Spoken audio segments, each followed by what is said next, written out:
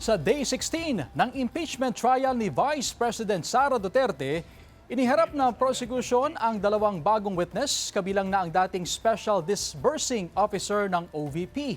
Ipinakita ng prosecution team sa impeachment trial ang AI-generated photo ng black bag na pinaglagyan umano ng 125 million pesos cash para sa confidential funds.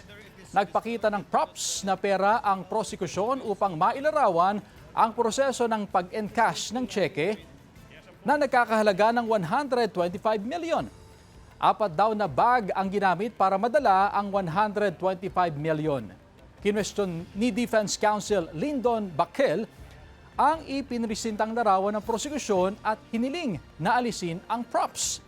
Sagot naman ni House Private Prosecutor Amando Ligutan, wala silang 125 million in cold cash, kaya gumamit sila ng teknolohiya. Pinayagan naman ni Presiding Officer Cheese Escudero ang paggamit ng AI para maipakita ang laki at dami ng nakuhang pera. Pero pinademo rin niya kay dating SDO Gina Acosta kung gaano kalaki ang mga kahong pinaglagyan ng pera para sa pagtatansya. Samantala, nag-adjourn ng maaga ang impeachment trial ngayong araw dahil sa masamang panahon.